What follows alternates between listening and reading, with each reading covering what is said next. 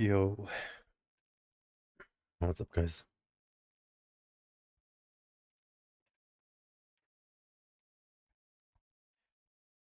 Wie geht's?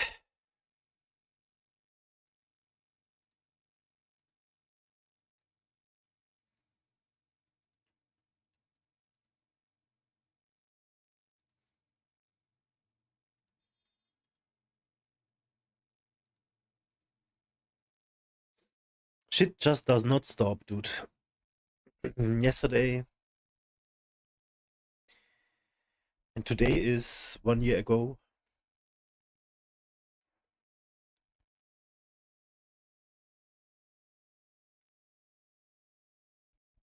My friend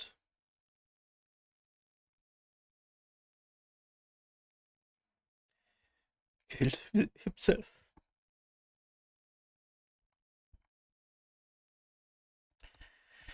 And it hurts. I'm talking to his sister, and we're both just crying.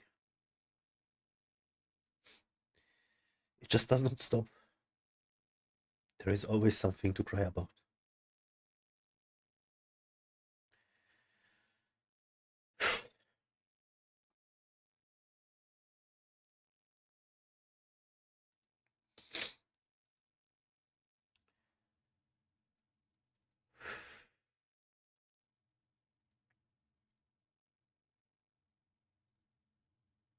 Oh no, what's ahead? 5 years from now, you could be living a life unstoppable.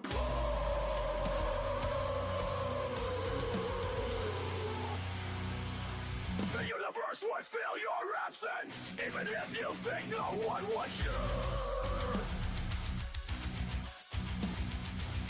You haven't met everyone yet.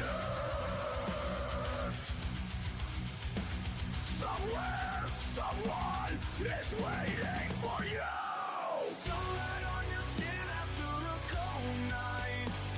The smell of rain on pavement. Your favorite song at 2 a.m. Life is made of these moments. Depression lies. It says this pain will never end, but the thing stays the same. One day, without reality, the way to live. One day, but it can also the way will lift. The mind can trap you, but it can also heal.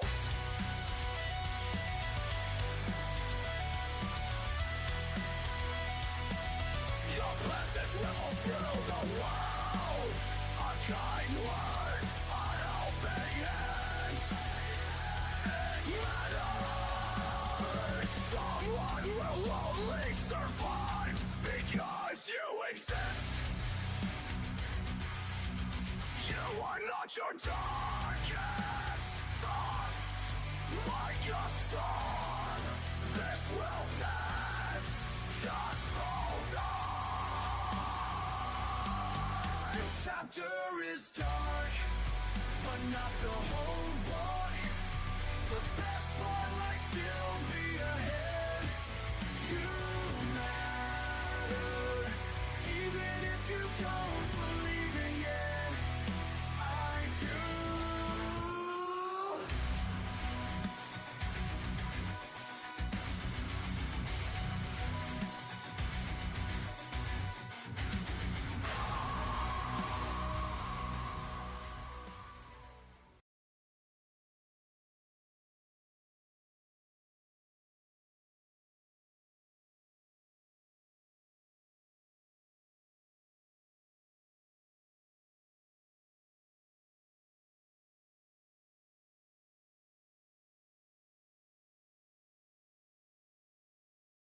Ich brauche nur eine kurze Minute.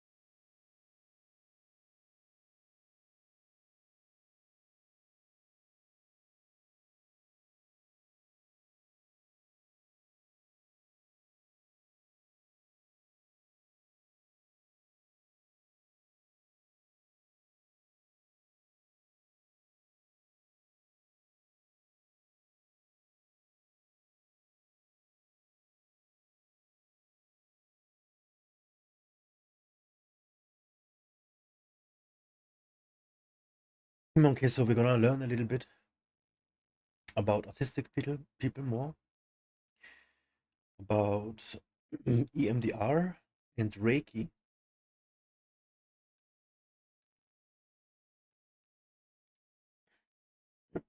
And I got a big video I want to watch for dysregulation.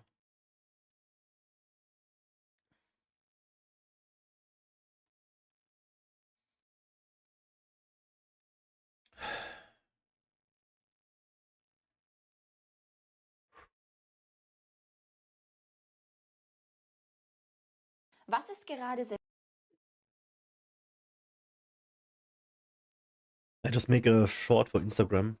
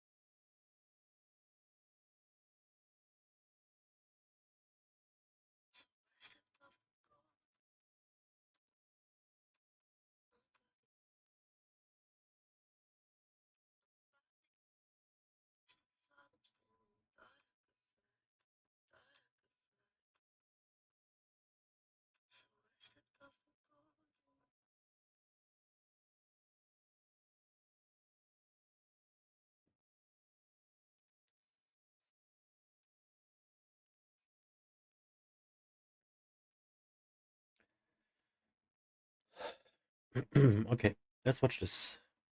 Hey everybody, I'm Jody Carlton, a neurodiverse relationship expert, and today we're diving into a really important topic, the key differences between ADHD burnout and autistic burnout. Now, burnout can look really different depending on whether you're ADHD or autistic, and understanding these differences can be really key in helping you and maybe a partner manage these differences. Let's start with a quick overview. Burnout is a state of physical, mental, and emotional exhaustion. For neurodiverse individuals, this can be intense and is often triggered by prolonged stress or overstimulation. Autistic burnout is a unique experience that many, if not most, autistics go through at some point in life. It's typically the result of prolonged masking or trying to navigate and meet neurotypical expectations. Imagine having to wear a heavy, uncomfortable mask all day long, every day. Eventually, it takes a toll. Autistic burnout often presents with increased sensitivity to sensory input. Autistic individuals already have low thresholds for some sensory input like bright lights or loud sounds, certain textures of foods, even being touched by other people, and being in burnout oftentimes increases this sensitivity. Also, difficulty with executive functioning, things like planning, organizing, initiating tasks, even emotional or behavioral regulation. Withdrawal or retreating from social interaction and activities is common in burnout. And also loss of skills or difficulty with skills that formerly weren't a problem. This could be a regression in communication or just basic tasks of daily living. Now, this burnout is deep. It's very comprehensive to a person, and it can take weeks, months, even years to recover from this type of burnout. It is not just about being tired or having a busy day at work or just not getting sleep for a few days. This is cumulative and adds up over time. This type of burnout involves a full body shutdown, and it requires a lot of patience and time, and oftentimes a reevaluation of how a person is actually going about life to avoid future burnout down the road. Now, ADHD burnout has its own unique set of traits and characteristics. While ADHD individuals often thrive on stimulation, when they push too hard without adequate rest, burnout can hit hard. ADHD burnout may look like overwhelm from juggling too many tasks or commitments, emotional exhaustion, feeling mentally drained and struggling with emotional regulation, hyperfocus leading to crashes. Sometimes this is after periods of intense focus, there's a sudden drop in energy and motivation, and even difficulty with motivation, a sense of being stuck or unable to start tasks, even those that are usually interesting. ADHD burnout is more about running out of steam after a particularly intense mental or physical activity, a burst of energy of some kind. And although ADHD individuals often thrive on stimulation, without adequate rest, burnout can really hit hard. So what are the key differences? Autistic burnout is often due to prolonged masking and sensory overload, while ADHD burnout is more related to managing energy level and hyperfocus. In terms of recovery time, autistic burnout can take longer to recover from, requiring significant downtime from work and even from family or relationships, while ADHD burnout might be alleviated with a brief break or a shift in routine. And as far as burnout symptoms, autistic burnout often involves a loss of previously acquired skills or skills that were previously not a problem, and withdrawal, whereas ADHD burnout is marked by a sudden drop in motivation and emotional exhaustion. So understanding these differences is crucial whether you're navigating burnout for yourself or for someone else, like your partner or another family member, a friend. Recognizing the signs early can help prevent burnout and can also help you implement solutions to help manage it if it's already starting. Thanks for joining me today. If you found this video useful, be sure and like or subscribe in order to get notifications of more content about ADHD and autism and other issues related to neurodiverse relationships. See you next time.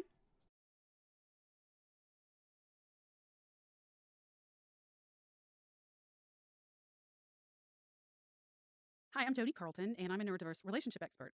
And today I want to talk about codependency because this is a very common relationship pattern that I see in neurodiverse relationships all the time. I have experienced it myself personally, and I just see it all the time in my clients. Codependency is a term often associated with enabling behaviors or unhealthy dependency in relationships. But when it comes to neurodiverse couples, this dynamic can show up in unique ways. Neurodiversity brings incredible strengths to relationships, but can also really create a lot of challenges that inadvertently foster codependency. So recognizing these patterns is the first step toward building a healthier, more fulfilling relationship. At its core, codependency occurs when one person overfunctions in the relationship to meet their partner's needs, often neglecting their own. The other partner underfunctions or becomes reliant on the first partner for emotional regulation, daily tasks, or decision-making, those types of things. Over time, this dynamic can lead to resentment, burnout, and a loss of individual identity for both partners. In neurodiverse relationships where one or both partners may be autistic or ADHD or some other type of neurodivergence, the tendencies for codependency can be worsened by neurological differences in communication, executive functioning, emotional regulation, sensory needs, those types of things. So I want to go over 6 signs of codependency in neurodiverse relationships. The first one is overcompensating for executive dysfunction. So when this is happening, a neurotypical or ADHD partner may take on an excessive share of responsibilities, such as managing the household, planning, parenting, because the other partner, who's often autistic, struggles with these kinds of executive functioning tasks. So while supporting each other is healthy in a relationship, overcompensating can lead to frustration or the sense that the relationship is very imbalanced, and both partners end up feeling resentful for differing reasons in that dynamic. Number 2, a second trait is emotional over-responsibility. So this is when one partner may feel compelled to constantly shield the other partner from emotional discomfort or misunderstanding or conflict. A neurodivergent partner may rely heavily on the other person to interpret social nuances or manage their own difficult emotions, so the other partner becomes overly responsible for the emotional regulation and balance for both of them in the relationship and oftentimes the rest of the household with the children and even the pets. The third trait is avoidance of personal needs. So one partner may suppress their own needs or desires or even boundaries to keep the peace, particularly if they fear overloading the other partner or triggering sensory sensitivities, especially in neurodiverse codependent relationships.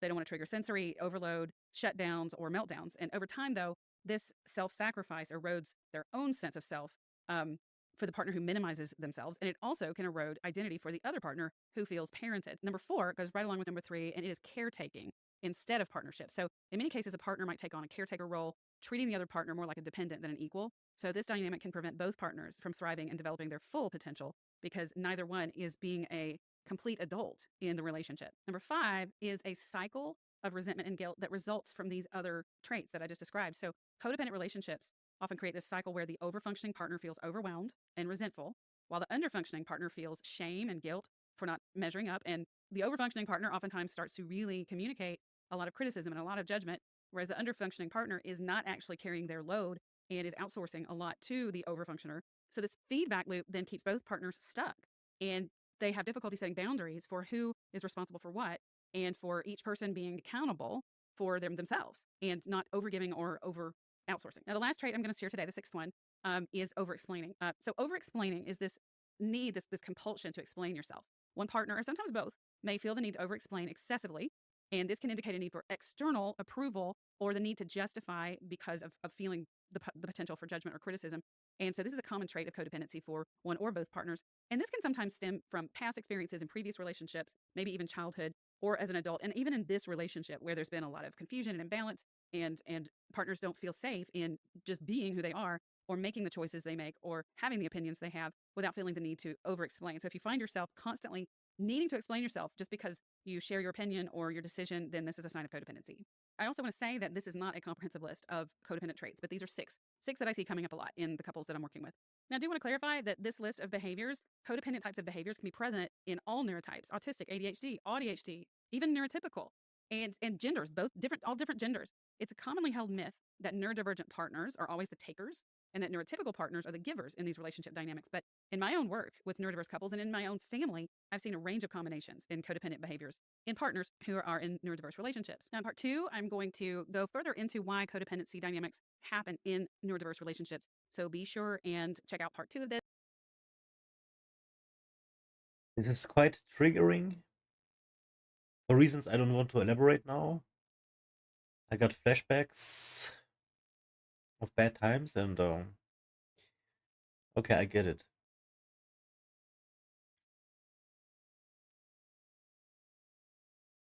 Hello, and welcome to How to Communicate in Your Neurodiverse Relationship. If you're not familiar with me, I'm Jody Carlton, and I'm a neurodiverse relationship expert. I've worked for years now with people all over the world. I want to just share a little bit with you about my own neurodiverse people. My daughter is autistic and was diagnosed at age 5. She's the one that started my journey of understanding autism. I was a licensed counselor at the time, and I really didn't understand much about autism. I was actually at an autism conference when I recognized everything they were saying. They were describing my daughter. Over the course of time, my marriage started crumbling, and we went to therapist after therapist, like so many of you. I can't even tell you how many therapists we went to. I think maybe 5 or 6, and it always made our marriage worse every time. We certainly never found a provider who identified neurodiversity in our marriage. My ex-husband is undiagnosed autistic, and I've since then also realized that I'm ADHD. And the reason I'm sharing all of this with you is because it's your story too. My story is such a parallel to the stories that I hear from all of you. There are so many similar themes. One of the themes is a breakdown in communication. And communication is a bridge that is so important that connects us to each other. And if that bridge is broken, we have a very hard time reaching each other and understanding each other. There are so many things that can cause that bridge to be broken, like things that are hardwired into us, like how we think and how we feel and perceive, how our brain interprets sensory information, how we use logic, all of those things. Some of us have had experiences that are not hardwired, like traumatic experiences, but also just our family upbringing, our social environment, the culture and the climate that we live in, our belief systems. There's so many things that can interfere with communication. But If she says these people are not hardwired, then that is that is me. Like I'm one of these people. I hear it more often that you can like change your way of thinking and your whole mindset, even though you're suffering from trauma. But I also hear often that you cannot change your trauma and the way you experience it. You can just learn to better cope with it. So I want to understand. the bottom line is when our bridge is broken, we can't fix it if we don't understand it. Why are we not connecting? Why can't we reach each other? We all have patterns, and we tend to fall back into what we know, what's comfortable. It's important that you be curious, have a desire to learn. The people who have experienced the most transformation in their relationship have come with a level of curiosity about themselves and their partner. If you're just here to learn about your partner so that you can figure out how your partner needs to change, that's not very useful because both of you are in this relationship. A relationship is about two people, and you're going to learn the dynamics between two people in a neurodiverse relationship, not just how neurodiversity affects a relationship, but what each of you is bringing to it. So it's important that you bring that curiosity about yourself and about your partner and to be open to actually healing. This is a hard one for a lot of people because because there's been a lot of hurt, and I get that. I want to acknowledge that and validate that for you. Openness to healing doesn't mean that you have to be vulnerable, but healing requires being willing to learn and grow for yourself, open to gaining new information and gaining new insights. If you want to stay stuck in your anger and your resentment and your blame, then you're not going to get as much out of this. You're having problems in your relationship. You're having communication issues. That's why you're here. Getting the information only gets you so far. Learning it, knowing it, that's great. But if you're not motivated to actually do something with that information, it won't be very helpful to you. Sometimes people say, why do I have to be the one to make changes? The answer to that is because you are the only one that has any power to make changes in your life. A lot of people want their partner to make changes. And yes, it is important that you both are willing to implement changes in your life. The skills that you learn here, you will take them into your life. You will use them with your children, with your siblings, with your adult parents, with your coworkers, with your friends. This is a program that you will take with you in all aspects of your life. Let's get you started. She said she's been talking about having weight loss surgery. She's been talking to her husband about this. And he was real supportive of it up until about 2 days ago. And last night he says, well, if you get that surgery, you'll probably have to have skin surgery. She says, like, I'm kind of offended by that. And then he said he might not like the way her skin feels after the weight loss. She got upset, and he said he was just telling her about some possible scenarios of what might happen and didn't understand why she was so upset. Why does he make me feel so insecure? Not even realize that what he's saying is going to make me feel insecure. And why couldn't he just be supportive? And why did he need to say it if it may not even happen? So first thing you said was he was supportive until 2 days ago. And then the meaning, this goes into that stage 3. The meaning that you took from what he said about your skin was that he's not supportive anymore, because you're saying he was supportive until 2 days ago. But I'm not hearing that he's actually not supportive anymore. I'm hearing that he is still supportive of this, but he's thinking out loud and doesn't have that filter to realize that, oh, if I don't like the way her skin feels, that's not going to be pleasant for her. And he may be thinking it's not going to be pleasant for him either. So it sounds to me like he's being very literal and thinking through all the possibilities of this surgery and thinking ahead to what can happen. And he's thinking out loud. Now, the part about why does he have to say this and not realize that it may feed my insecurities? This is the tough part where That's we because have it's to be autistic. responsible for our own self-confidence and our own security. And although it may feel Yeah. hard to think about him not really enjoying the feel of your skin after surgery, your insecurity about that, your feeling about that is actually yours own emotionally. And he wasn't saying to you, I'm not going to like you anymore. I'm not going to like you. And he just may say, I might not, I don't know if I'm going to like touching you. Kind of same as if I told a guy that if he shaved his head bald, I might not like touching his head anymore, which as a matter of fact, I don't like bald. Touching bald men look great, but touching, there's something sensory to me that it doesn't feel good to me. So, but if I say that to him, if I say that to a bald guy, that I might not like touching his head after he shaves it, and then he feels hurt because he's insecure about how he looks, that's not really my responsibility to own. I'm being honest about what could happen. And so he's being honest about what could happen. And so it's important for you to know this going in, that it may be something that feels odd to him. And this is a possibility. But your security, your sense of self has to come from you and not from him. Because here's the thing, guys, if we give our sense of security away to other people, our sense of confidence in ourselves, our sense of feeling beautiful, if we give that away, then we are giving away our own opinion about ourselves. And other people are not going to think about us the way that we need to feel about ourselves. We don't ever need to give that away. I can see both sides. It is true what she says. I can see why the wife was hurt. But it's true, he did not say he's not supportive. He was just honest. But I can see how the honesty was hurting. That's how it is with honesty.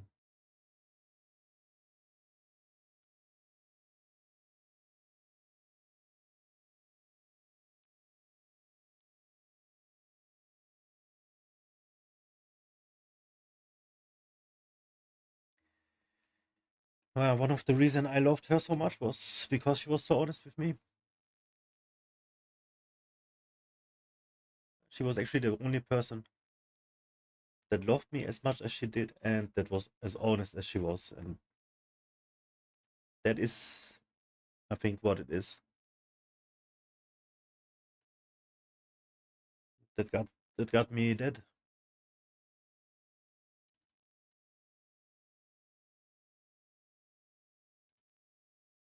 Yeah.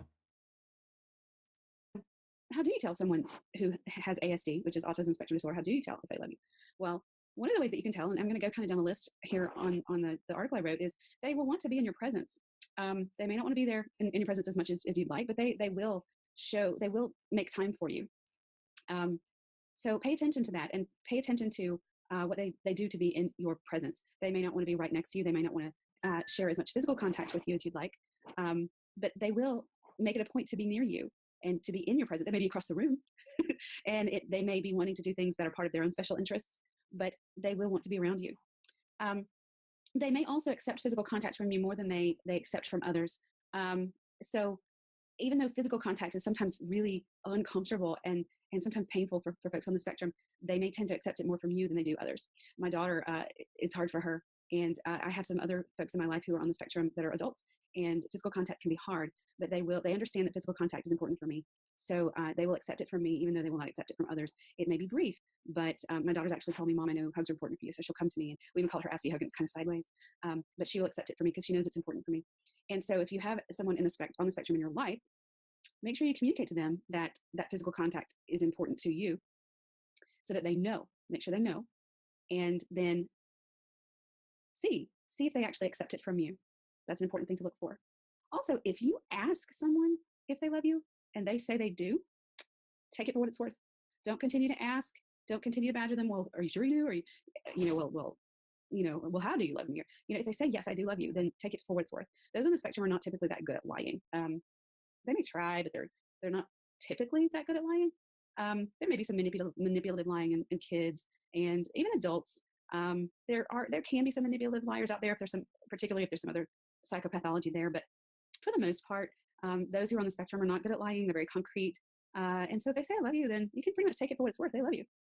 And they will make an effort to show you that they love you, but it will likely be in their own way. So one of the things that you want to do is learn to speak their language. What is their love language? I actually love Gary Chapman's series of books called The Love Languages. He first came out with 5 love languages for adults. And I think that this applies to those on the spectrum as well. You might want to check it out. Gary Chapman is his name. So what are the ways that your person who is on the spectrum, how do they show love? You want to pay attention to what do they do?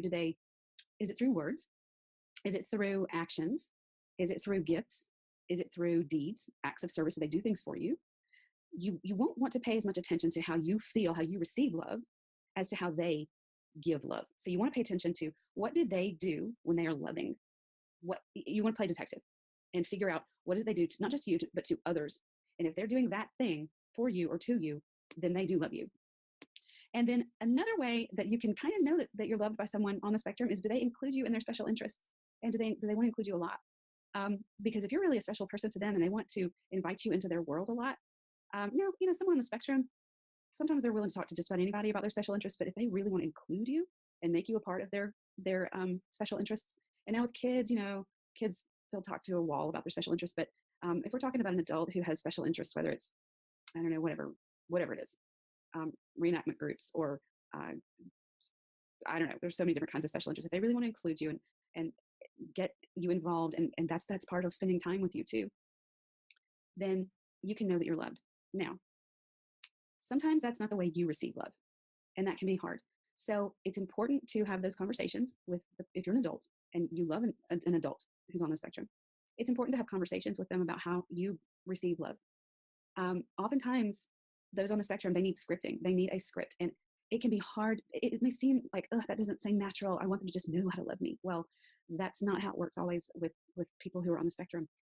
They oftentimes they want to know how. Tell me how I love you. Tell me how you need to be loved. And although it may feel forced and it may feel scripted, you will start receiving the love that you want if you'll tell them how. And you have to get over your ego and get over your pride and get over that idea that, well, they just need to know me. They need to learn me. They need to figure it out for themselves. It's not that simple for those on the spectrum, because they don't pick up on those subtle cues, those subtle social things that the rest of us, our brains learn how to notice. We have to tell them. That doesn't mean that they love you any less. It just means their brains don't pick up on those little cues. So it's okay to tell them how to love you, what you need from them. Is it getting flowers? Is it words? Do you want them to say? Do you want them to write you a poem? Do you want them to make you a playlist on Amazon of beautiful love songs? Do you want them to take you to dinner and pick the restaurant for you? Well, however it is that you feel like you feel loved, write down those things for them and give them a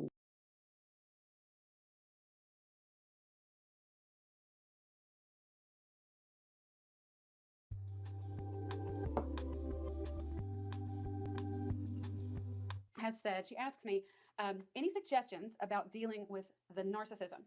We've therapied, I like that word as a verb. We've therapied several times, and he refuses to accept that his attempts at control are never going to work. Okay, so this word narcissism comes up a lot. And I actually want to really clarify the difference in narcissism and the traits that show up in autism that look like narcissism, but aren't really narcissism, and how sometimes it can be both. You can have an individual who has narcissism and an individual who has autism, but they're two totally separate spectrums. Okay. And I actually have a course too, you guys, on how to tell the difference between narcissism and autism. That's one of the courses on my website, because this is a question that comes up all the time. So part of what we see in our partners that are autistic is this, what it can feel. It can feel like gaslighting, but it's not, which basically what that is when our reality is questioned and we're made to doubt what really happened, what was really said, and we're made to question what we know is true. And what's happening with a narcissist is a narcissist wants to control by using power, and narcissists lie and deceive intentionally in order to gain power and control over an individual. So a narcissist knows that they are deceiving you intentionally and purposefully in order to confuse you. And that is the way that a narcissist uses power to confuse, to keep you in a place of self-doubt. Now, the difference between that and someone with Asperger's or autism is that the memory of a conversation or an incident or an event is stored completely differently. We talk about this in our stages of communication. So what happens is when we're not attending to a conversation the same, and when we speak different languages, which we do in our neurodiverse relationships, we use language differently. So we actually use the words, the phrases, the terminology sometimes has different meanings to those of us who are neurotypical and those of us who are autistic. I did a video once about how I moved to Ireland about almost 20 years ago, actually 20 years ago, and they speak English there. And some of you are in the UK. And I really almost embarrassed myself a few times because the colloquialisms were different. We use English, but it was different English. And it's very similar in our autism and our neurodiverse relationships. We don't actually use language and phrases and terminology, especially terminology that's related to intent, emotion, purpose. We don't use it the same. And so if we're not using that language the same, and we're misunderstanding what we're saying, if I'm having one understanding of our conversation and my partner is having another understanding of a conversation, then we're walking away from that conversation with totally separate meanings of what was actually said, what we agreed upon, what the intention of the conversation was. So that is then remembered. The meaning is the stage 3 of communication, the meaning we take from our conversations. And stage 4 is how we recall it and how we remember it. And we're going to have totally different memories. We're going to remember things very differently when we take away different meanings. And so when I'm in a relationship with you and you have autism and I walk away thinking this is what we've agreed upon, and then you tell me we didn't agree on that was never said, I feel like you're lying to me and I feel like you're trying to control me. And then the other piece of that is most of us who are in relationships with someone with autism have trauma backgrounds where we've been in abusive relationships in the past. Sometimes our parents, we come from a childhood where there was abuse. So we're constantly, it's on our radar to expect deceit and to expect to be deceived. And so we're actually, this is stage 1 of communication, what we bring to it. We're kind of looking out for it. So I want to go back to I'm not saying that your partner does not have narcissistic traits, because maybe he does. What's important though is that we really understand that there is a difference, and it has to do with intentionality, and the intent to deceive for the purpose of power and control is key. And you said he refuses to accept that his attempts at control are never going to work. So this is the other piece of it. Sometimes those with autism are actually they're lying, or they're using control or manipulation to control their own world, because individuals with autism, their world they need a certain level of structure and routine in order to feel like their world is in control, because folks with autism have sensory processing differences where their brain is not processing all of the information that's coming in from their senses efficiently. So smell, touch, taste, sound, motion. And some have learned really good coping mechanisms, and I'll ask them, do you have sensory challenges? And they're like, no. Then I start digging into their, asking more questions, and they totally do. So they have executive functioning challenges sometimes, which is, or time management, organization. So they're really sometimes look OCD personalities, and then sometimes it's the opposite. They're scatterbrained and just. So all of this is part of autism. So they really kind of need to have control of their world to feel safe and comfortable. But the difference there is it's their own world they're trying to control, and you are sucked into that need to control their own environment. And there's a difference between that and I'm needing to control you. Narcissists they're power trippy. they get a sense of they feed off of controlling others. They get this sense of power, and it basically they're power hungry, and they like seeing other people squirm under their control. They like to see other people. They want to control other people's lives, and it supplies them. It's called the narcissistic supply. It supplies them with this energy to see other. I don't think I know a single narcissist. I know people that do things that narcissists would do, narcissist tendencies, whatever. But I think the way she describes it, it's really like a villain.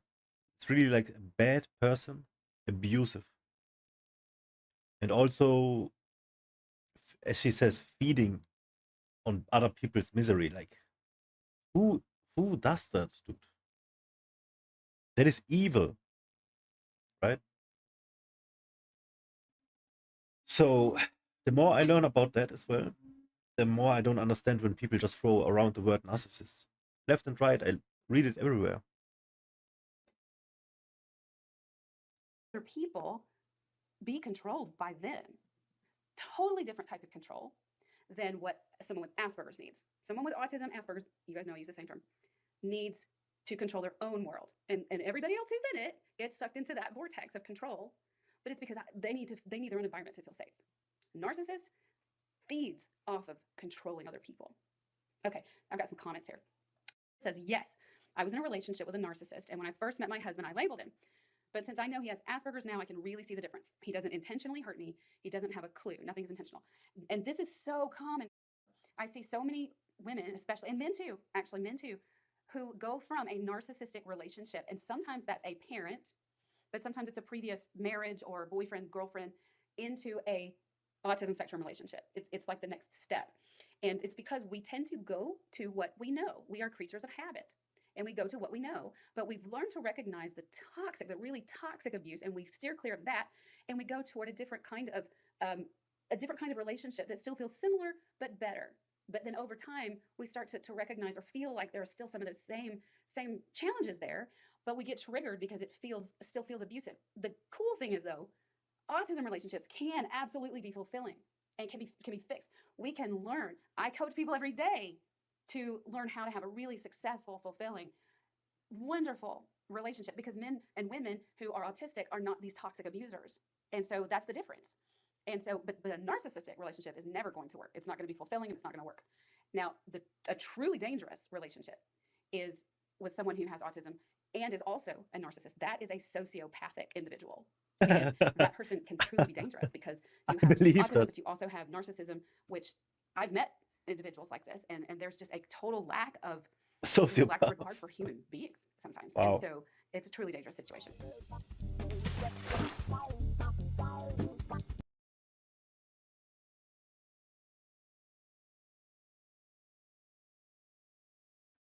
Oh, yo, guys, I want to get into understanding how EMDR works, and I'm looking for a self-EMDR kind of treatment kind of thing. If that is it now, we're gonna do one live. Is this it?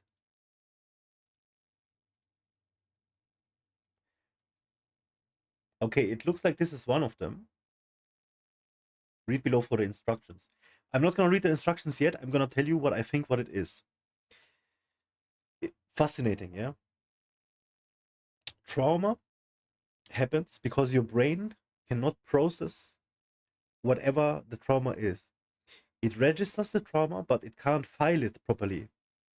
I know this sounds weird and you can't quite make like a connection like this, but this is the best I can explain it right now. In order for you to file it, certain brain areas that had to be working did not work. And therefore, whenever something happens that is like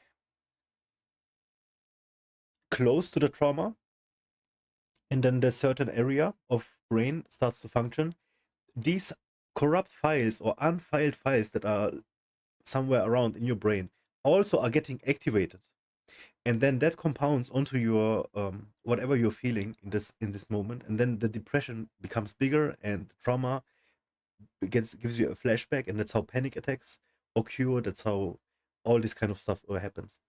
If you do the EMDR, you are supposed to think of your trauma, I believe. That's the thing that is very important. Like you can't just look at the dot and be having any kind of revelation or anything.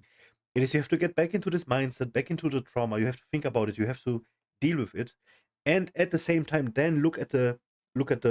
In this case, it's the ball. I'm pretty sure if this is gonna do anything with the ball thing, but by looking at the ball thing, you activate parts of your brain.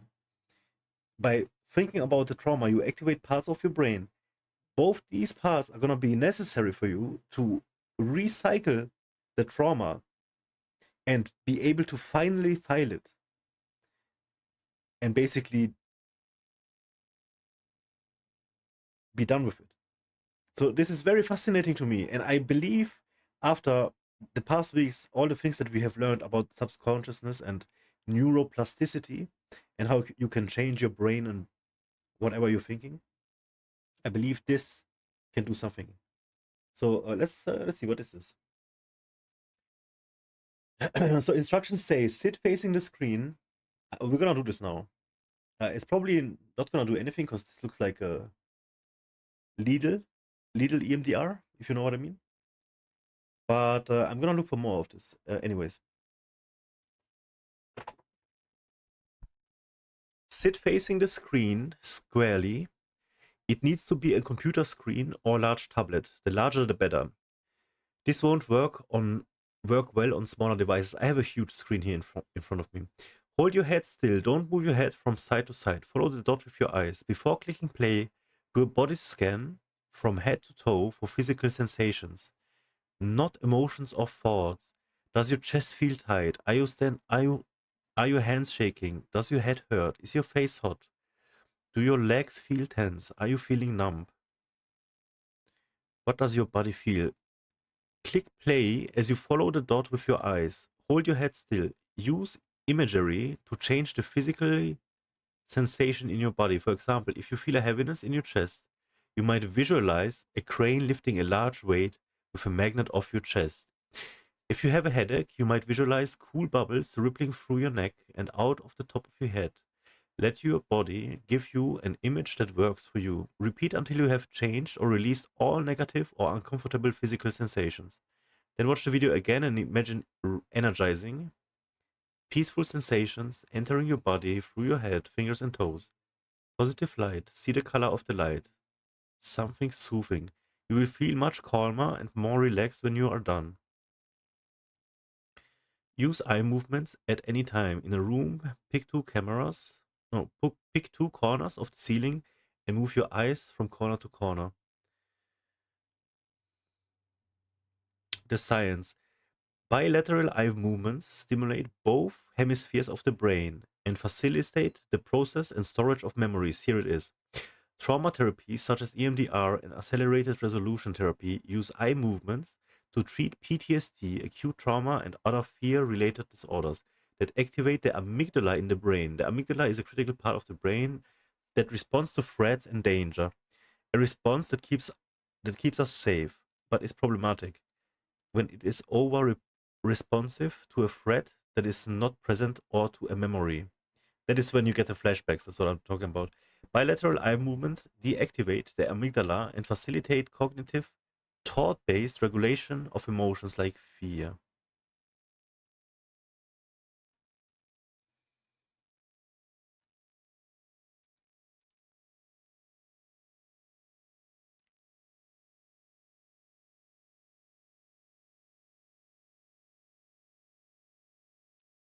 So people in comments say that it's helping them a lot.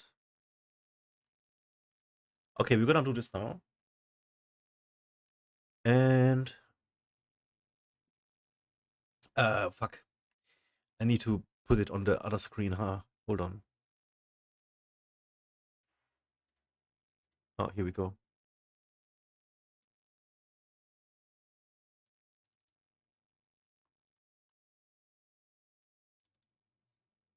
There is no sound. Okay, so I'm gonna close windows and everything.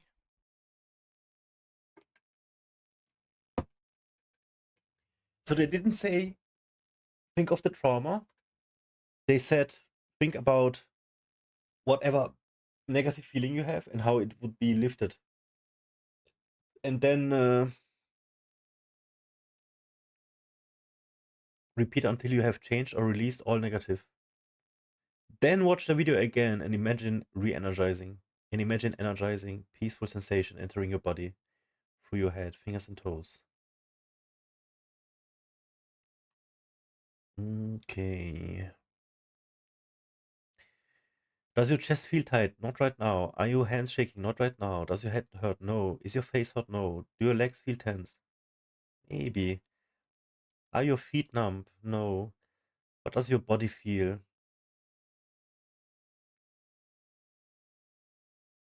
Okay, I do actually have a little bit of a heavy chest. I guess it's a tight chest. Alright, I'm going in.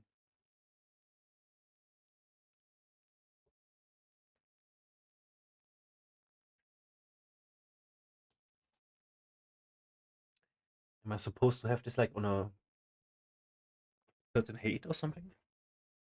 I'll do it like this.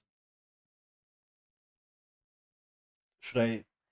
Because I can just take my screen and put it like right in my face. Yeah, I think that's better.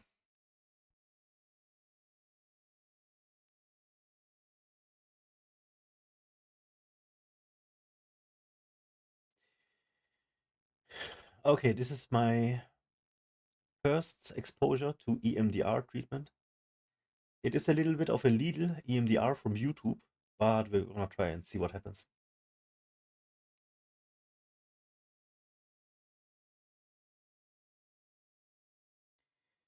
Teach me how to ascend into autism power mode. Okay, I don't know if you think autism is like a superpower. It could be.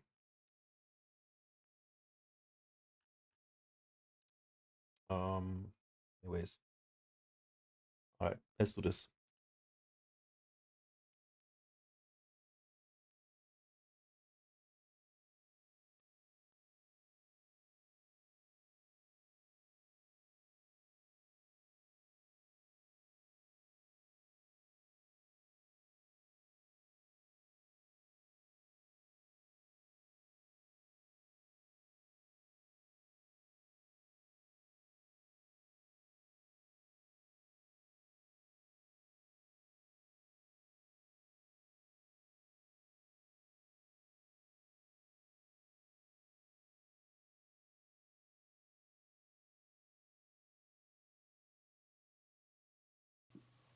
What the fuck? Hi, I'm Jody.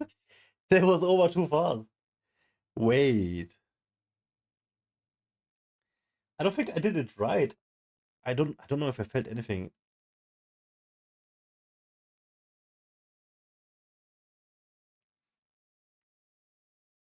Not emotions or thoughts. I tried to visualize a crane lifting a large weight off my chest, but it was hard because I had to follow the dot.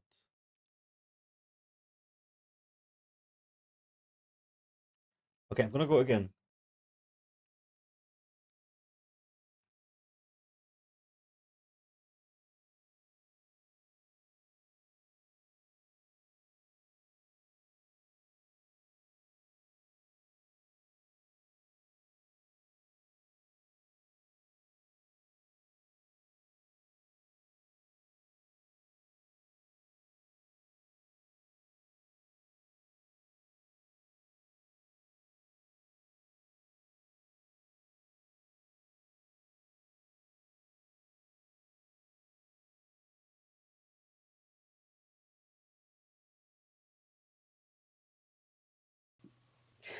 Hi, I'm Jody Carlton, and Okay, it is weird. I do feel a sensation coming on in my brain. What the fuck? Like this is definitely something that is interesting for me right now, because I do believe the left and right side of the brain both working has an effect for sure. So we're gonna look more into this now, probably today, and then maybe we find something more. It's part of hypnosis. Yeah, that's also how hypnosis works. Yep.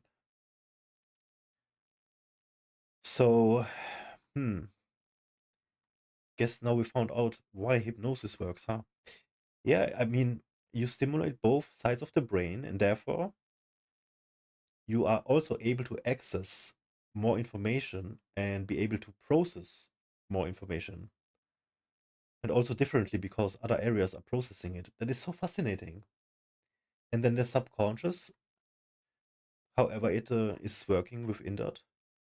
Yeah, I'm gonna wanna know more about this. Also, I heard something about Reiki, I think it's called. It's like a similar thing.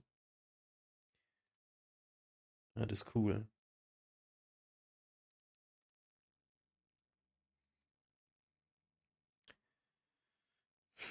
Mm,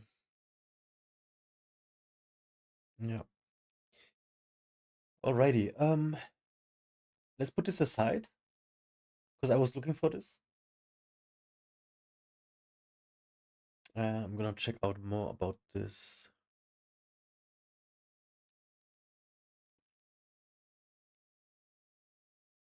Okay.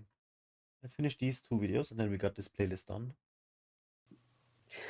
Hi, I'm Jody Carlton, and you are here because you're having trouble fighting. And you also think that you are in an autism spectrum relationship, or maybe you know you are. And I am an autism spectrum expert and relationship coach. And I didn't just get here by chance. I've been in my own autism spectrum relationships, and unfortunately they ended. And it was because I didn't have the tools to manage this conflict and to learn how to connect and communicate with my ex-husband of 19 years and also another man that I dated. I made it my mission to figure this out. And then once I did, I started helping other couples like you understand how to fix this. And so it's what I do now full time. And so this webinar that I'm offering here for you now is focuses specifically on conflict and why we actually have conflict. And it's not really what most of us think conflict is all about.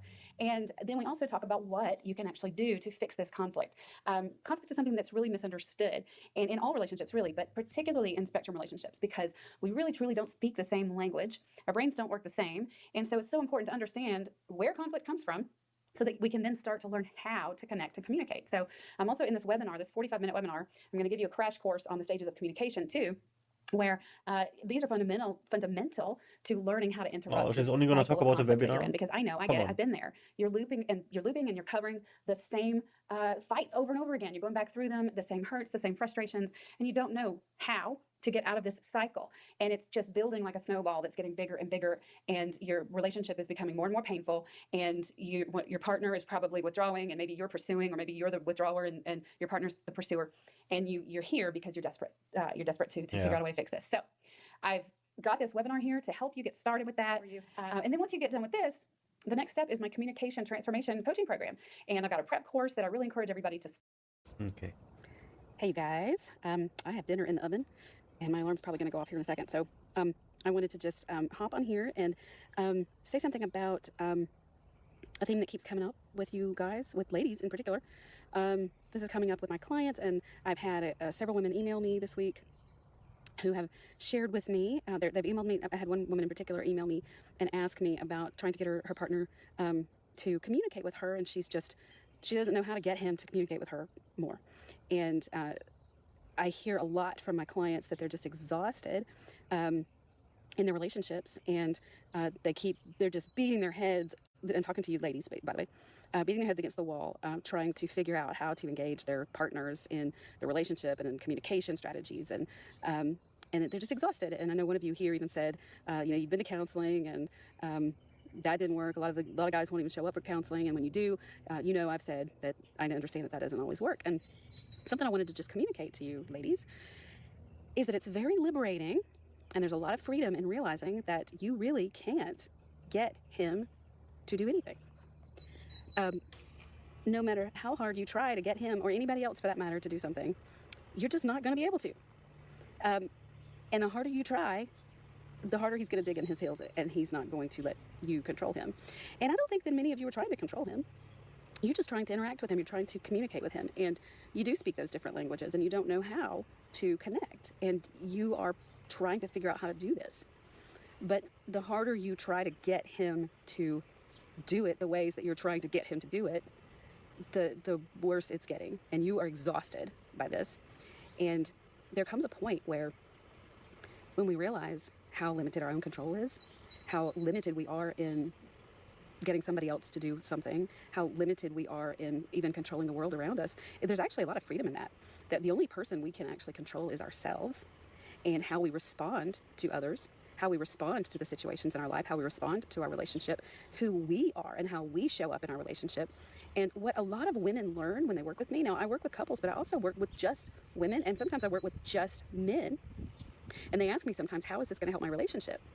And I'm like, well, it's definitely going to change your relationship, because when you change how you show up in your relationship, when you change you, it affects it. There's this thing called systems theory that, sorry, I'm changing. When any part of a system shifts or changes in any way, the whole system changes. The whole thing, it has to. Okay, I'm gonna look There's up no way for more it not to. EMDR. So when you start focusing on you and focusing less on him and trying to get him to talk to you, listen to you, change the way he interacts with you, and you start focusing on you, and paying more attention to how you show up in the relationship. And I'm not saying you do all the work. You know, a lot of women are like, why should I have to do all the work? I'm not saying that at all. You shouldn't have to do all the work. But you are the only one that you can control. And so that's, you know, if you have a spouse or a partner who's resistant, who's not showing up, that's all you've got is you. And no matter how hard you push and you want him to change or to show up, you still, all you've got is you. That's all you've got. And what I find is that when you do start focusing on you and you start looking back at you and paying closer attention to what you're bringing to the relationship, oftentimes then your men actually start shifting and adjusting too. So anyway, little tidbit there for you tonight. I think my alarm's about to go off, so I better go get dinner out of the oven. I hope you guys have a good evening, and I'd love to hear what you have to say about this. So drop me a comment. It looks like EMDR has 8 phases. I found a bunch of stuff in German here.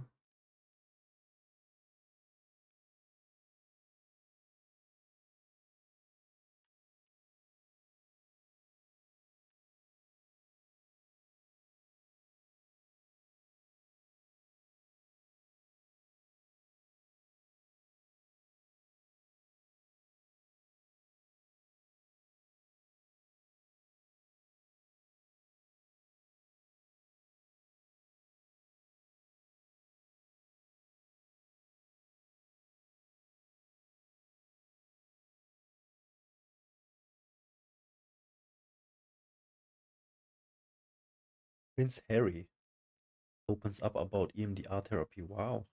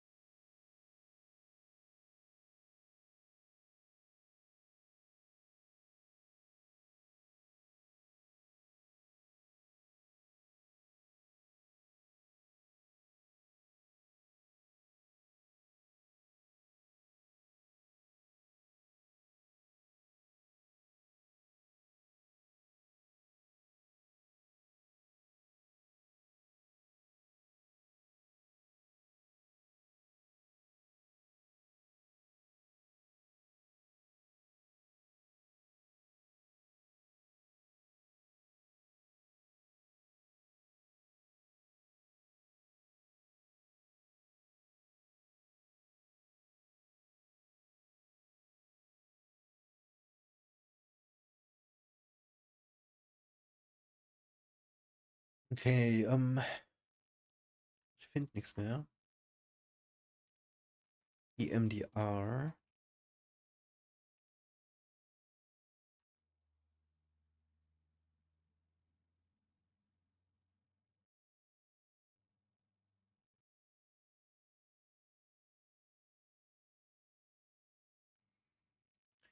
Okay, I got a few interesting ones.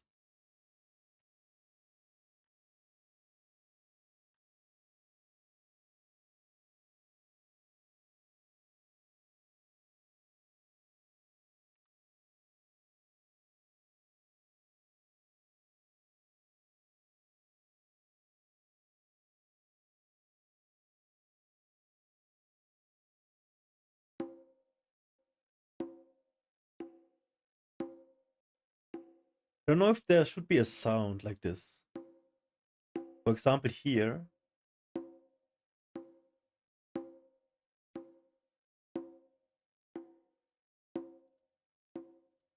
We do have the dot again, but it's with an annoying as fuck sound. Like, what?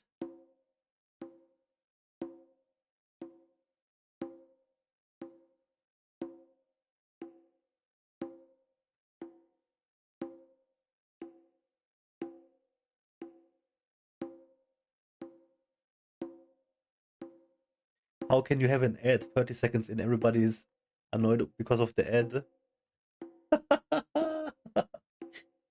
Oh.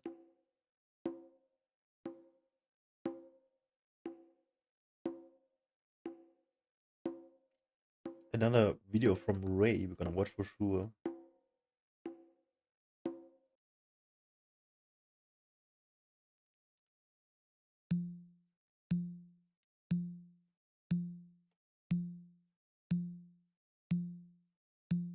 Another one with sound, but the sound is reverse. Oh my god, this is horrible.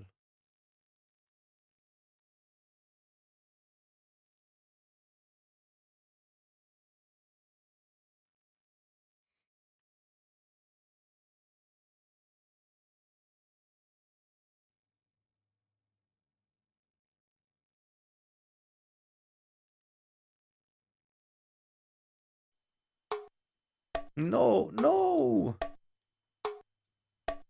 What? I am Ray, and there is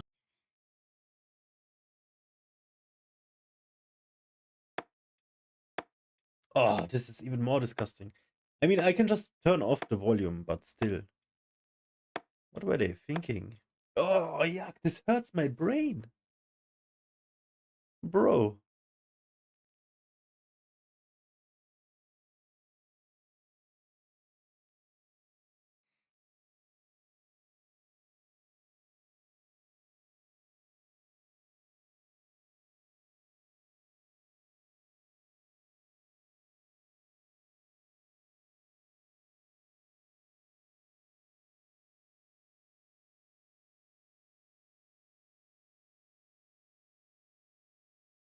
My EMDR therapist suggested speeding up the video to 1.25.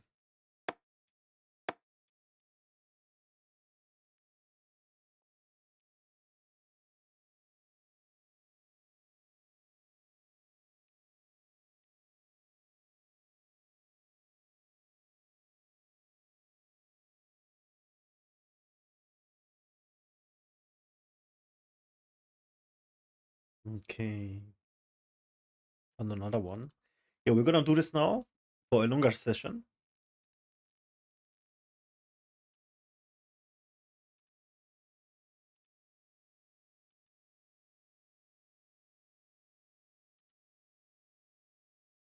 Okay.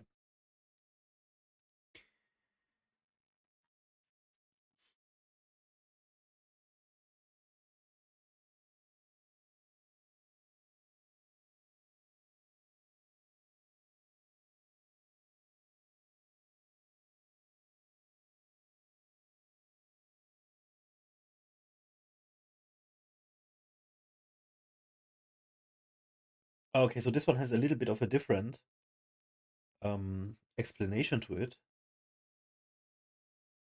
Start by relaxing. Tap both knees rhythmically and start the lateral eye movements. Reimagine your trauma and associated thoughts as vividly as you can. So this is how I explained it in the beginning, and nothing of like the first exercise that we did. Reimagine your trauma and associated thoughts as vividly as you can. Okay, hold on. If I do this now, I might get a panic attack. Okay, just want to let you know, it could be a bigger one. Yesterday was pretty rough. It was like half an hour or so. Okay, relax any physical tension, take deep breaths and end the session. Also, if you experience eye pain, stop immediately. Rare, but do not continue with eye pain. Take off glasses, contacts. If you're diagnosed with dissociative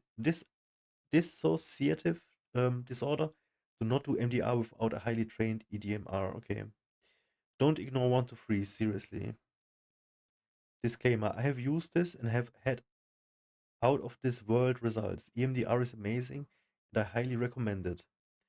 I am not an EMDR therapist, however, I lead the EMDR protocol book by I read the EMDR protocol book by Francine Shapiro, the person who discovered and developed this.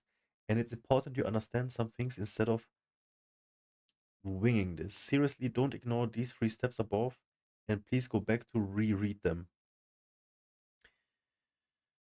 Okay. So no eye pain, no glasses contacts, and if I have a dissociative disorder, I should not be doing this. So the thing is, I read a lot about how this works for PTSD and not so much for CPTSD. So I'm of the camp of CPTSD, but I'm still gonna give this a shot.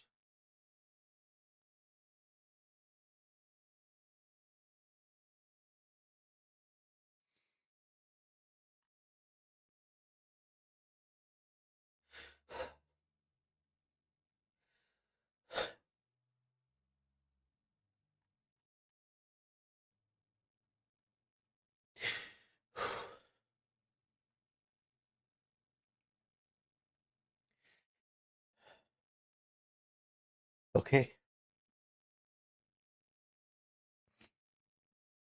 I'm thinking of my trauma and immediately I get fucked. Great. Let's do this.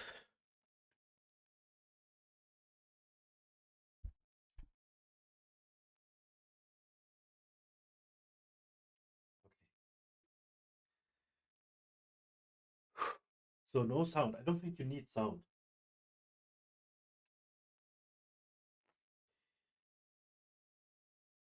Okay, this one is for science. I'm gonna do an EMDR for 10 minutes. 10 minutes.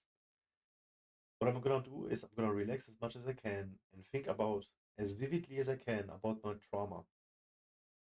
So I have several traumas. I might be getting a panic attack.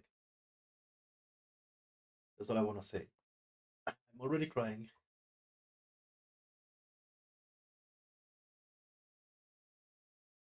Okay, hit me. Oh, people say in the comments to speed this up.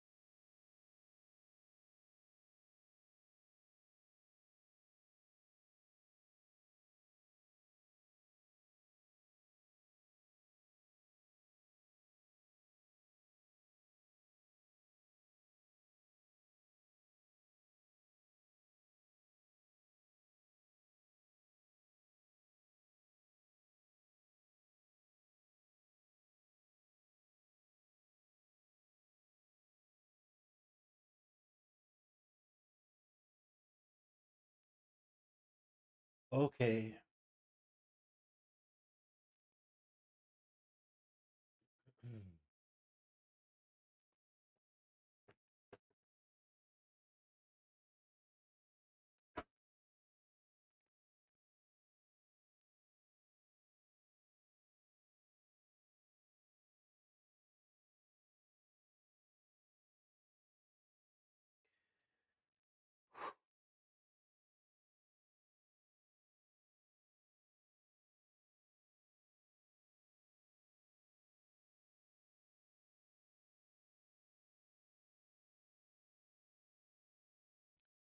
Okay, so this is no joke. No, I'm not married, and I'm dealing with a breakup right now. This is no joke. This is no joke, dude. I tell you in 1 second what the fuck just happened.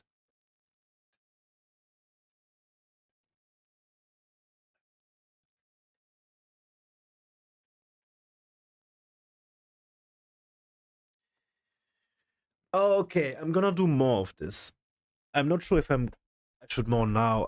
Do more now. No, no, no, no, no, no, no. Okay, listen. First of all, it's a little tough imagining thinking visually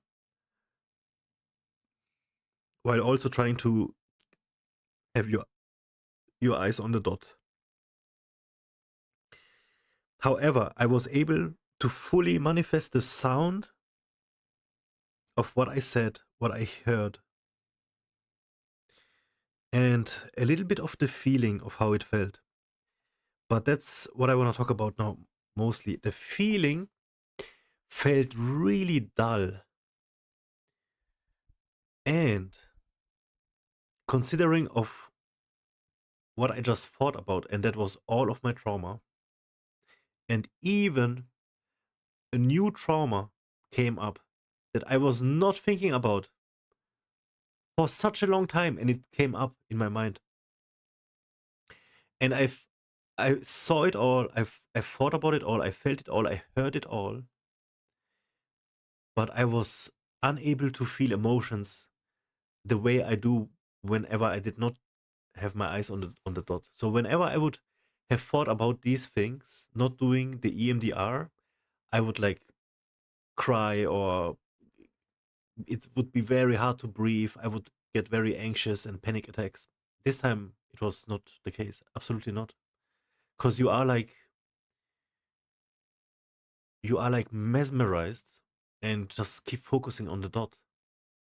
That was incredible. What the fuck? What?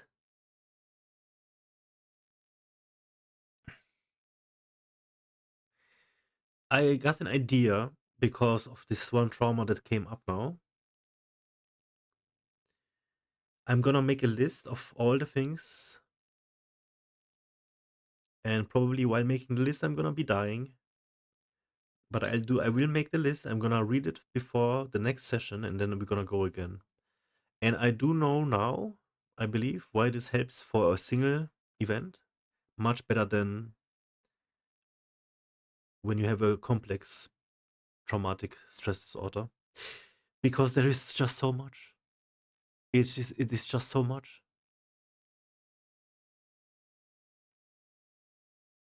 Wow, I'm a little bit shaking. Wow.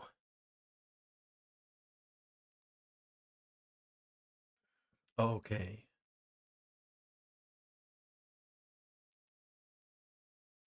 Mm-hmm.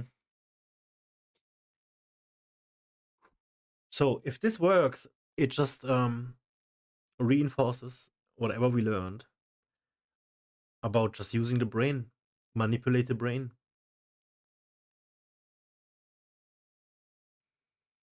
I don't know how I feel right now. I really don't know how I feel right now. I think it had the effect, the exact effect that it was promised to give me. I think I had that sensation actually. And I'm a very big skeptic as well. But I did focus and try to do it right. And I think I got out of it what was advertised. This got me feeling really weird now. I'm feeling weird.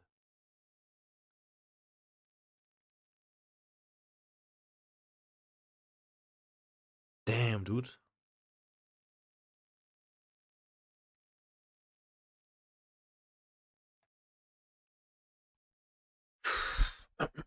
Okay. We want to learn more about this for sure. I'm not sure if I'm a fan of the box or of the ball. I don't think it matters. Also, the ball was too fast, I believe, because at some points I entered like a slow motion kind of vision, and I think I noticed it was depending on what I was thinking about, and then because I was thinking about different things, the ball would seem slower or faster.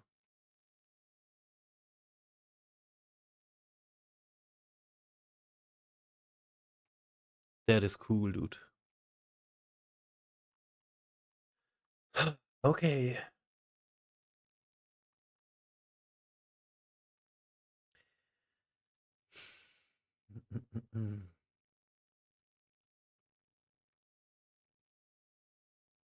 Yo, Raijin, what's up?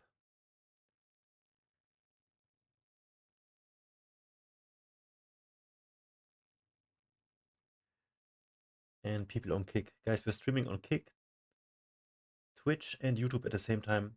Usually I'm streaming on Kick, on TikTok as well, but their streaming software, because they're using a special one, doesn't, yeah, it does not compute anymore.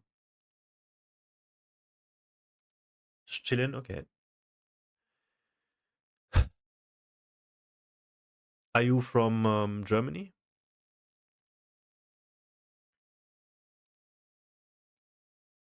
Well, I'm kind of still weirded out, man. I need a few more moments. United States, Texas. What brings you here?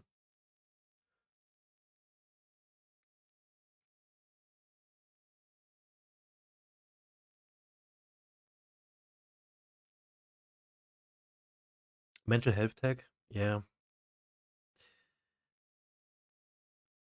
My mental health is very damaged right now. So I suffer from CPTSD very, very badly, and now I'm going through a breakup at the same time. Yesterday was a terror attack in my city, and my mother almost got killed.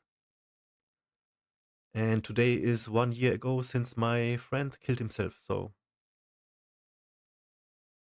it is a rough day today. I started the stream crying, and right now I can talk about it like this, and I wonder why. That must have to do with the fucking eye movement. What the fuck was that, man? It left me. It left me like emotionally dull a little bit. I think that's a good thing, though. Yo, I'm gonna dive more into this for sure. That's a good one.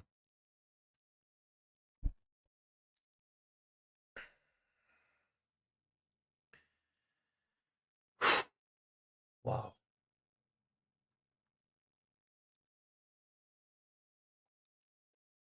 So yeah, currently I'm learning about autism because the love of my life is autistic, and I think that's the reason why it did not work. It's whatever message I tell her, it comes gets differently registered, and vice versa. It's a tragedy. Love on the Spectrum. I think I heard of it. Let me check it out.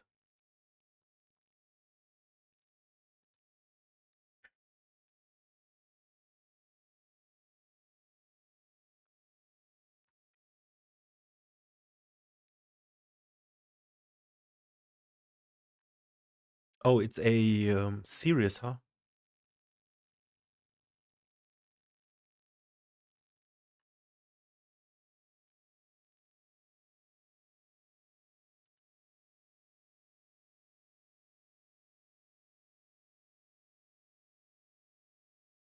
we both think I have autism, and some of it kind of correlated. The lion couple was the cutest. Yeah. If you are late diagnosed in autism and your wife is still with you, then you are quite lucky. But now that you both have a hunch, you can work on it and it's gonna be great. I know it's gonna be great.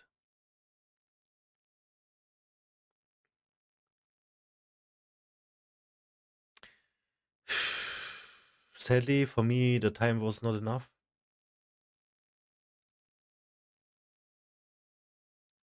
And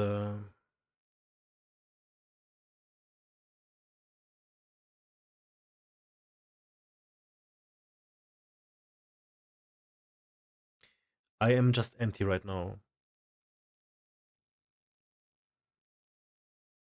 Yeah, that is amazing, man. Congratulations, man. That is great. How old are you, if I mind? If you don't mind.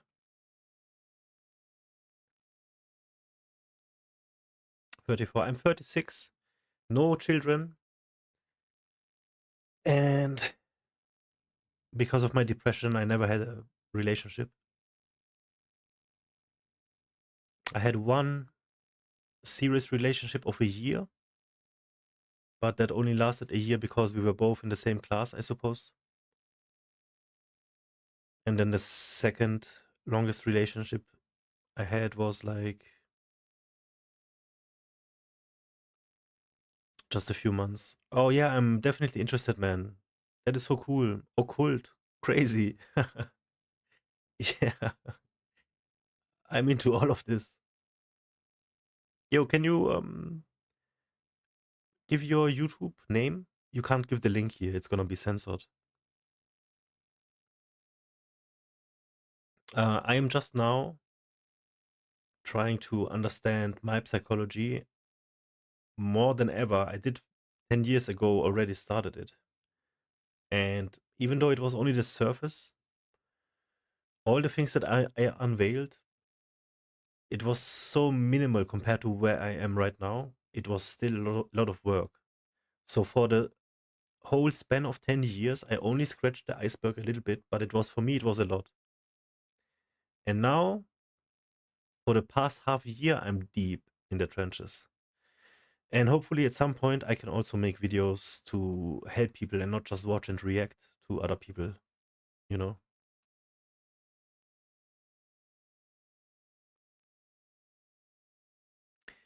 Akashic Record Show. Right, Jin. My best video is Imagination Serves What Purpose? Cool, I'll check it out, man. Right now.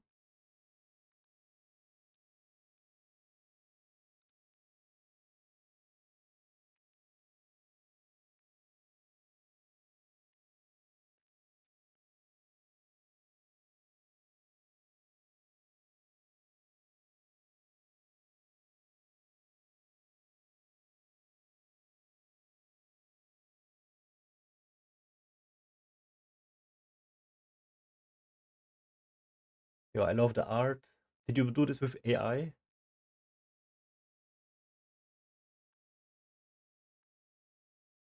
Can you give me the prompt? That looks amazing.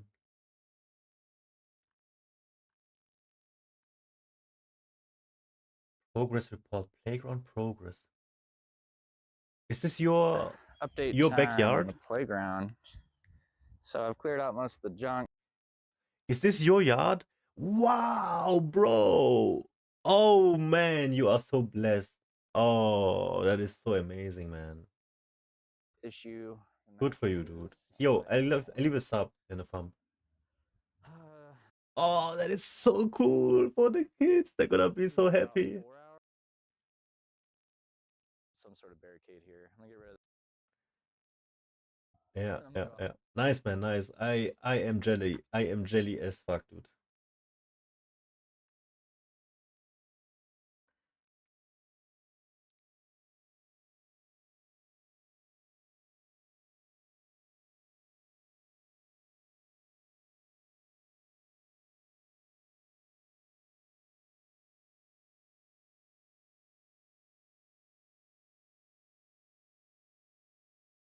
What is this? Is this music? A part of you is due. What's the price of your dream, the cost of fantasy? In the mirror's reflection, can you still see me? He can make your wishes true, but at what expense? Sign your name on the dotted line, feel the consequence. Right in your clock strikes midnight, and shadows start to creep. Will you find your peace, or the promises you keep? In the echoes of your mind, whispers grow so near. The djinn and his temptations forever in your ear.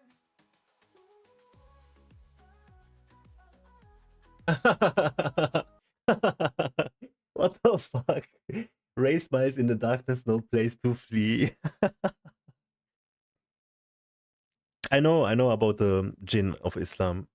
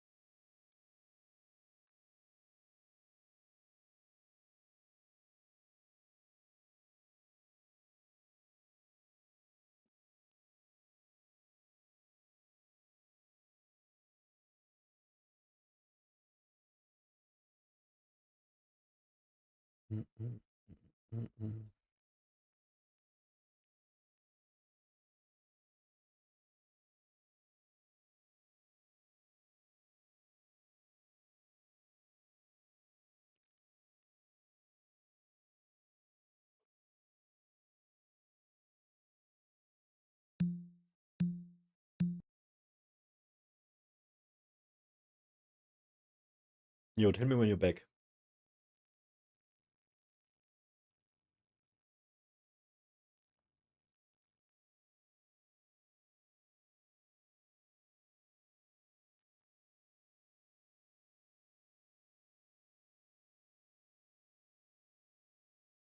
Yo, welcome back, man.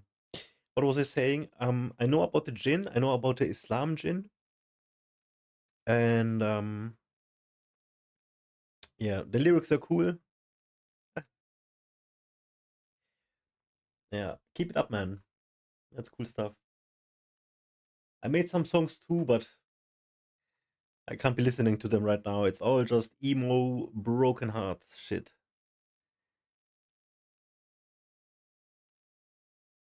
Yeah, I can't listen to them.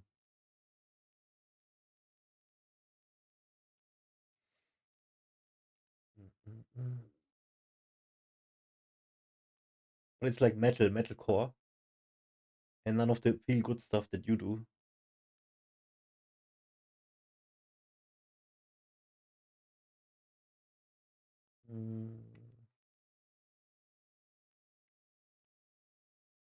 Music I have is AI generated.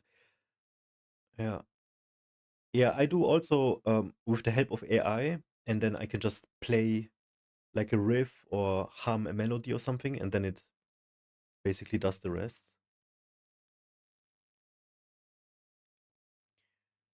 I can hook you up with my shit if you like metal, but I also have like acoustic pieces in there, piano, strings and stuff. The acoustic stuff is the one with the green background mostly. It's also all my lyrics and everything. But yeah, as I said, it's metal. It's not for everybody.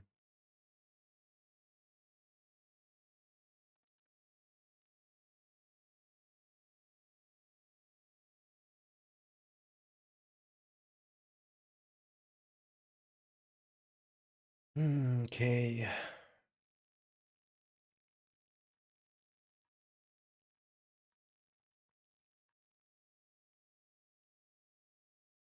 So, let's learn a little bit more about EMDR.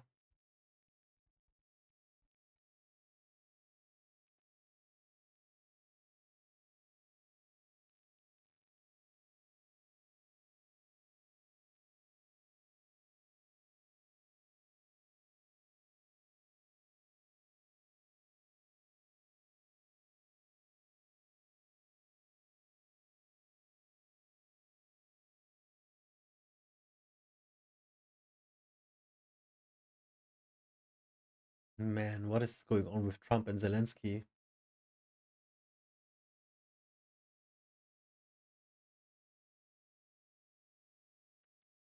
Oh, wow. In der Nacht greifen russische Drohnen erneut die ukrainische Hafenstadt Odessa an.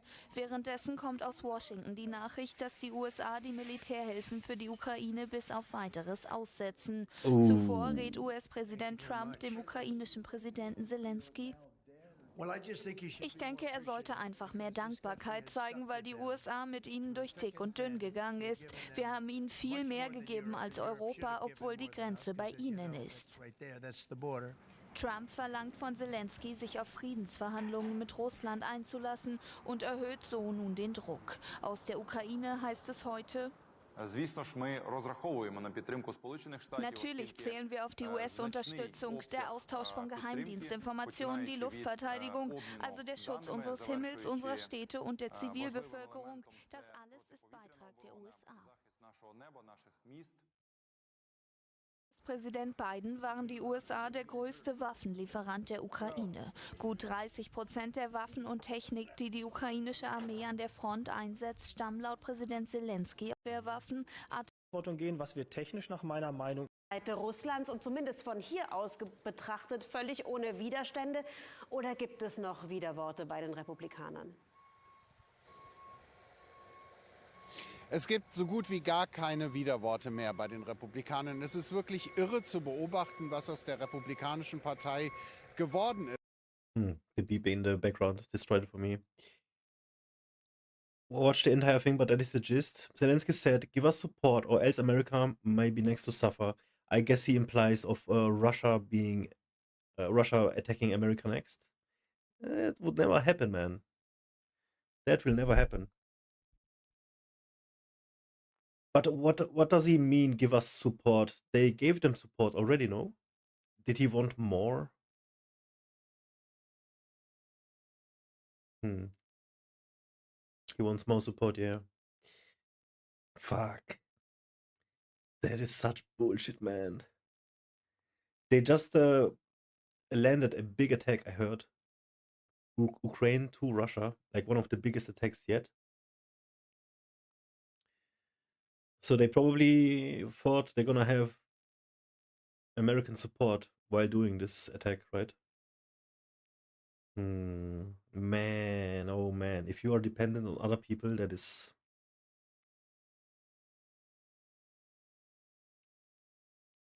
isn't doing great internally. We can't really be supporting other people's wars.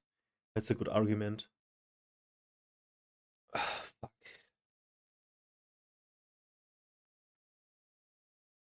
I mean, Trump is right. I don't know the numbers, but I believe him if he says they gave more support than Europe, than all of Europe, and Europe is right next to them. And you know why Europe didn't support them? Because if Europe supports them, then Russia thinks that Europe is against them. They are like Swiss, raising their hands. Nope, not us. What a shit show, man. I feel so bad for all the people. I saw a video of a guy getting dragged into the military car to be fighting on the front, and he was screaming, "Don't, I have children," and yeah, what are you gonna do? You're gonna send him there, he's gonna die. And it's not a nice death either.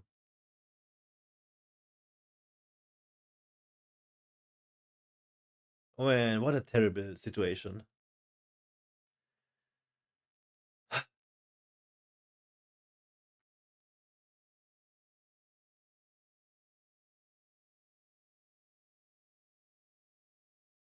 It's just awful.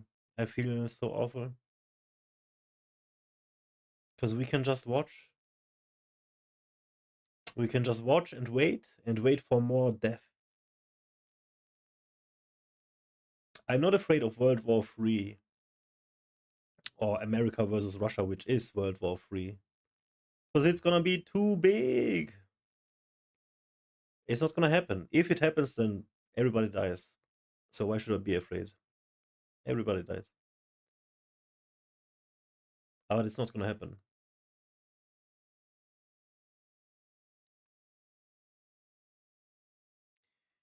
But do you think it would ever be? It could never come to it. Both know it's the end of everything. Holy shit! Imagine.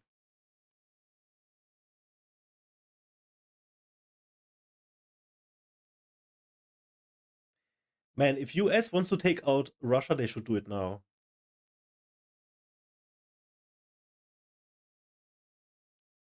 Yeah. Yeah, that's why I'm saying I'm not afraid of it. Because first, this won't happen. Second, if it happens, everybody's gonna die anyways.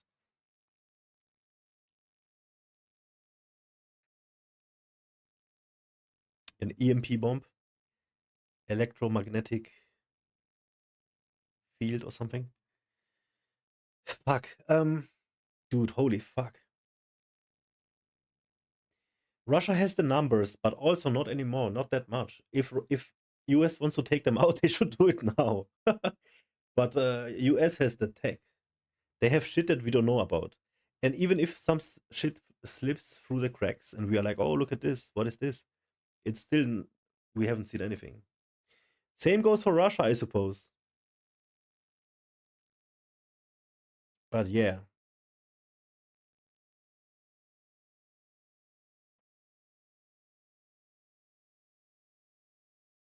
They don't destroy all the resources of that country. Yeah, because they want to loot the resources, you think? I don't know. What does USA have in resources? Not more than Russia, I don't think. Just because Russia is that vast. Yeah. Yeah, this is incredible topic to talk about, right?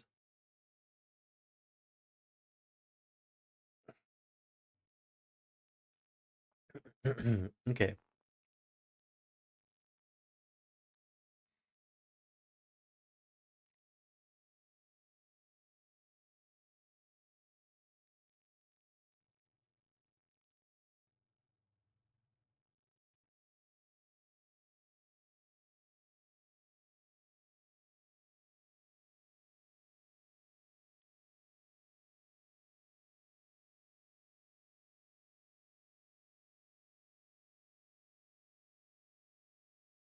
I don't want to think about it. Do not want to think about it, man. Because if USA versus Russia happens, then that means China on Russia's side. That means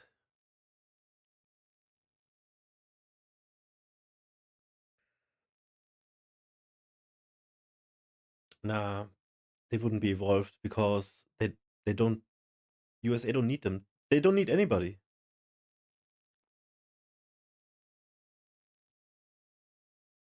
Yeah.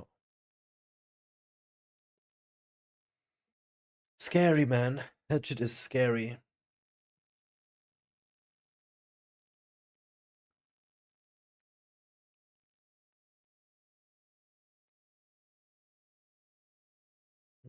Should we watch more about the EMDR? This one is in German though.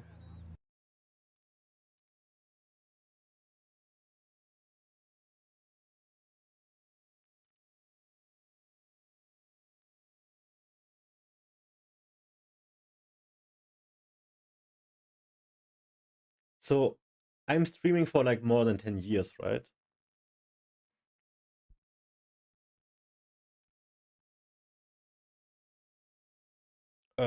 And I did not have like any ambition of becoming like a big streamer or anything. I was streaming World of Warcraft 5 years ago. I had a like daily people watching me, 50 to 100 people just watching me play World of Warcraft. And I threw it all away. I did not care a shit about it because of my depression. I threw so many things in my life away. I went viral multiple times. I had a day where I had like 2,000 plus viewers and stuff.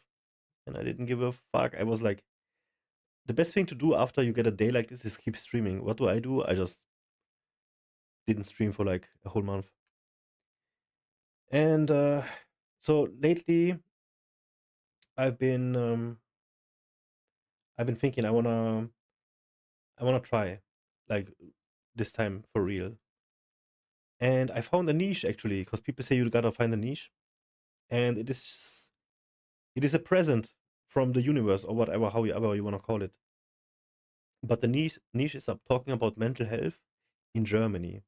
Because in Germany they have zero clue about mental health, and all the topics you can find out about it are like 6 years old during the pandemic, and like not even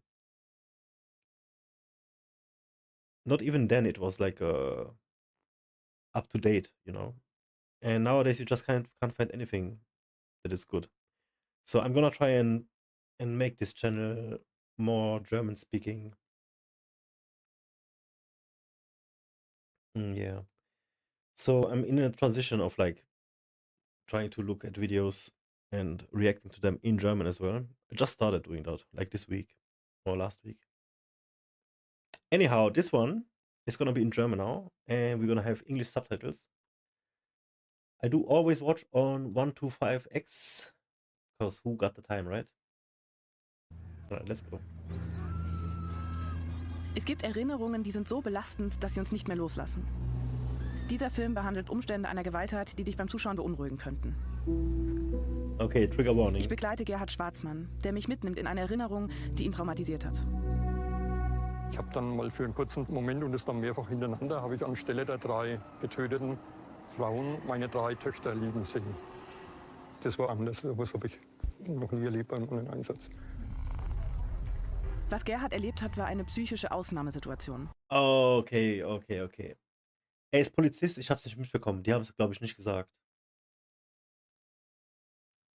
So I think he's a policeman, and he saw 3 dead bodies, and he saw his daughters in them. Holy fuck. Und dann hat er am Tatort wohl 3 Leichen gesehen und hat seine Töchter gesehen. Die Erinnerung daran hält ihn gefangen und verfolgt ihn bis heute. Ich kann das überhaupt nicht kontrollieren. Selbst jetzt im Gespräch sehe ich eine Tote im Hintergrund. Jetzt die 2., die 3.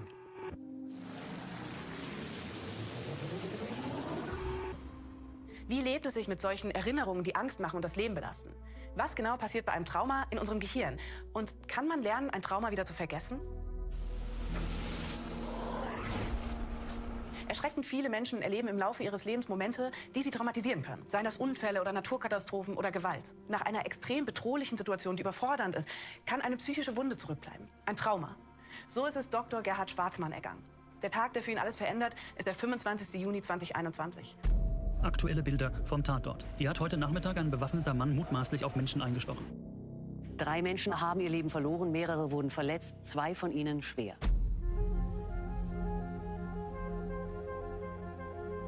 Mein Name ist Gerhard Schwarzmann, ich bin 60 Jahre alt und habe 40 Jahre lang Notfallmedizin gemacht. Wenn man einen Notarzt macht, dann ist das einfach, dann hat man eigentlich nie frei. Man ist immer irgendwie erreichbar über Handy, dass man immer ausrücken kann letztendlich aus der Freizeit mitten in der Nacht. Man ist gerüstet, im wahrsten Sinne des Wortes, durch die Kleidung, die man hat, die persönliche Schutzkleidung, durch das Material, das man mit dabei hat, durch das Team. Ich wollte mit 60 aufhören, aber das wollte ich selber entscheiden. Nach dem Covid ist es so, dass es dann die Erkrankung für mich entschieden hatte. Und ich habe dann die Reißleine gezogen und habe eben die Stellen informiert, dass ich eben aus gesundheitlichen Gründen den Notarztdienst nicht mehr weitermachen kann. Ich wollte auf jeden Fall an dem ersten freien Wochenende komplett ohne irgendeine Dienstverpflichtung mit meiner Familie verbringen. Dann bin ich eben in dieses Ereignis am 25. Juli reingeraten. Unvorbereitet, ohne irgendeine Vorwarnung, ohne Schutzkleidung. Einfach so von 0 auf 100.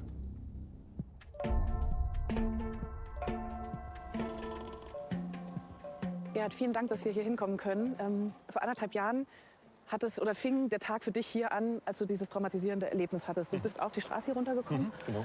Und wie ging es dann weiter? Ich bin dann in die Straßenbahn eingestiegen. Yo, see you later, man. Bin dann ganz normal halt, wollte nach Hause fahren, wollte die Freizeit planen dann. Es war ja ein schönes Wochenende. Und habe natürlich mit sowas nicht gerechnet, dass mir das noch passiert an dem Wochenende.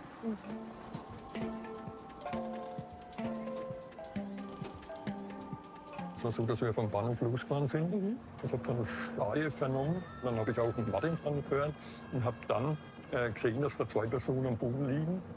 Und dass dann aus der Decke, die waren zugedeckt, dass dann auch unter der Decke dann Blut rausgelaufen ist. Und das nicht nur wenig, sondern richtig massiv Blut rausgelaufen ist. Also die Straßenbahn fuhr noch? Ne, das war dann schon, als ich geschrien habe, er soll anhalten. Ah, du hast dann geschrien? Und habe den Verbandskasten genommen und bin dann raus. Und das war praktisch direkt, der hat dann direkt erkalten. Also.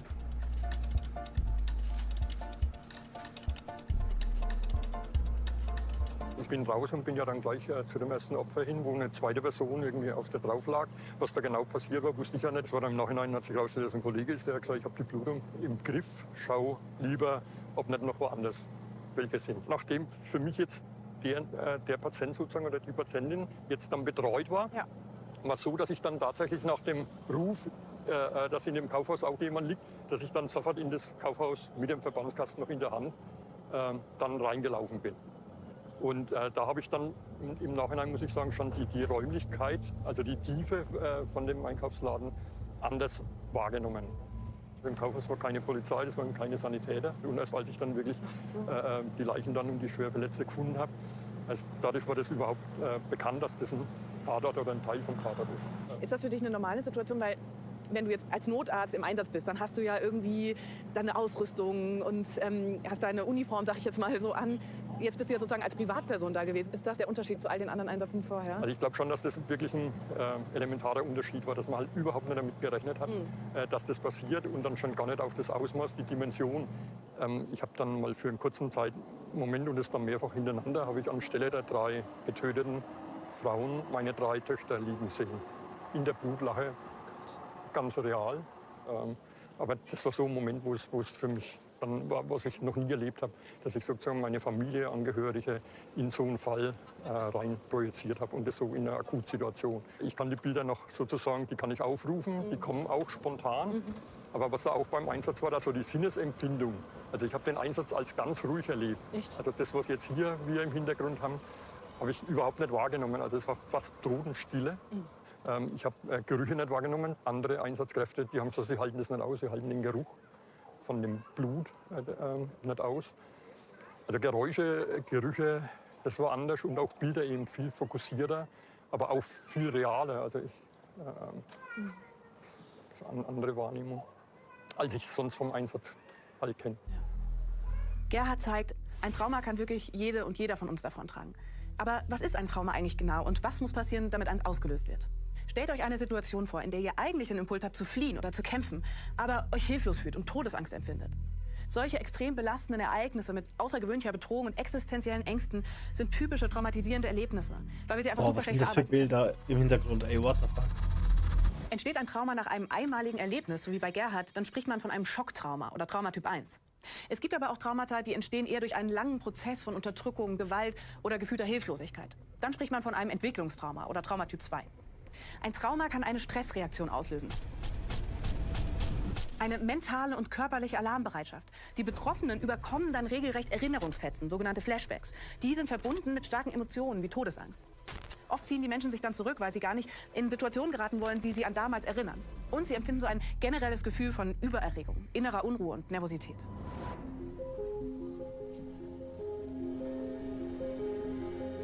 Als du dann abends nach Hause gekommen bist, also konntest du dann irgendwie runterkommen und kann man da überhaupt schlafen? Also wie war das? Wie hast du das erlebt?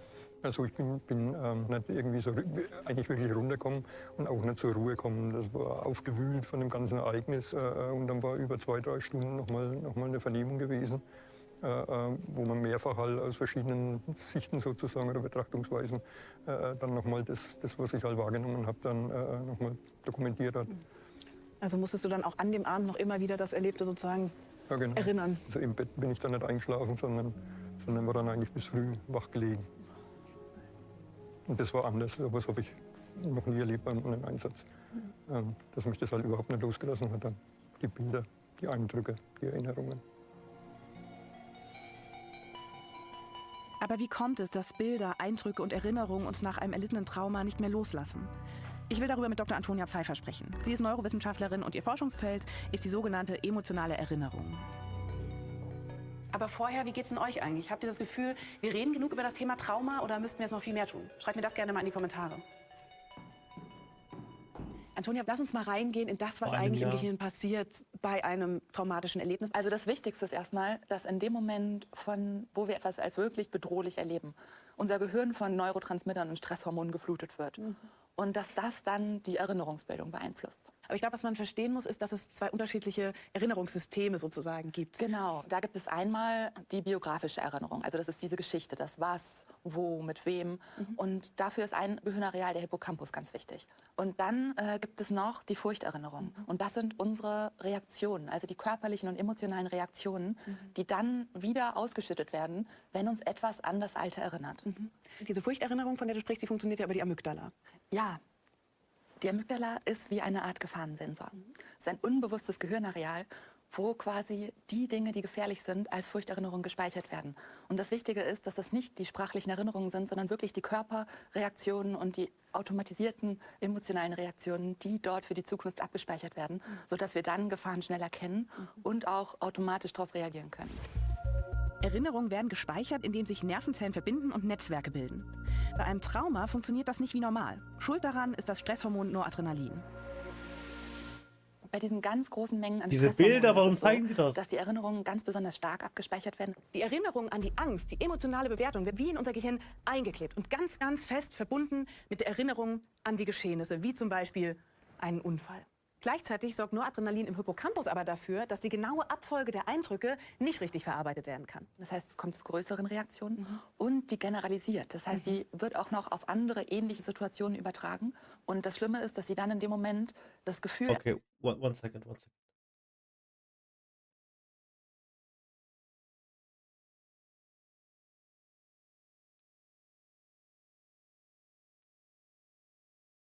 I'm getting flagged for DMCA because of ZDF fucking idiots.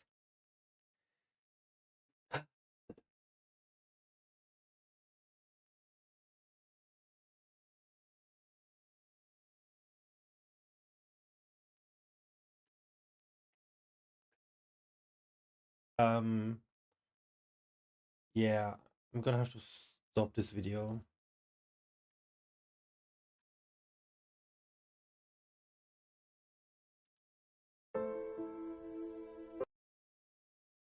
Yeah, okay. Alright, so they just closed my YouTube stream.